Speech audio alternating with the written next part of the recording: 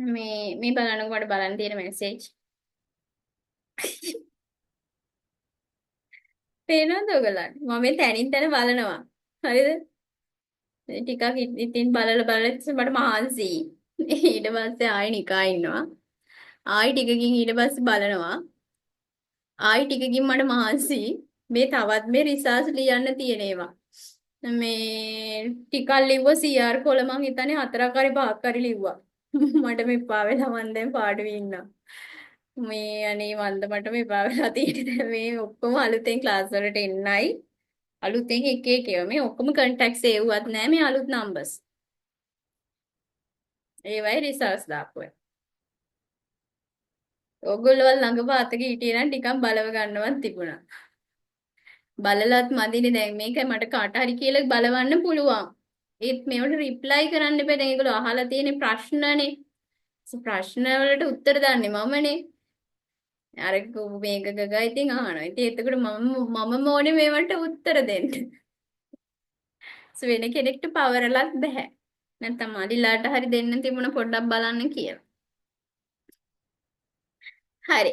එහෙනම් අපි දැන් 12 වසරේ 4 නිපුණතාවයට යමු. 2026 කවුරු හරි ඉන්නවද පුතේ මෙතන? 26 චුට්ටක් අත උස්සන්නකෝ. නැද්ද 26 අය?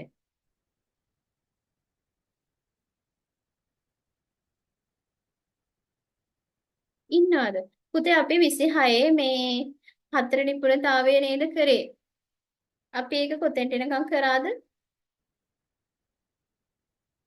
26 අයටත් තියෙන්නේ 4නේ.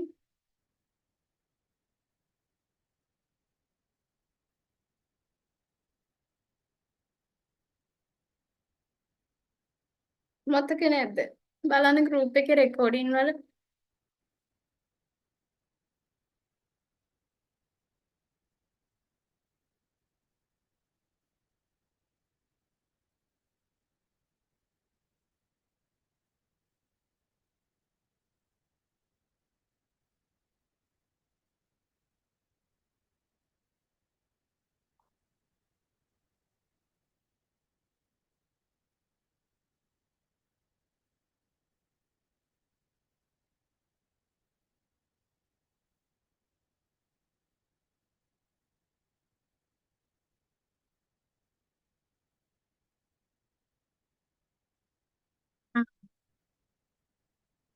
බොජුන්පත් 4යි 3.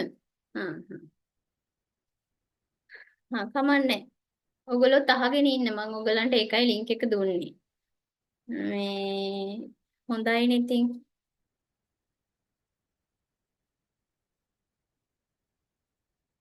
හරි. එහෙනම් ඔන්න අපි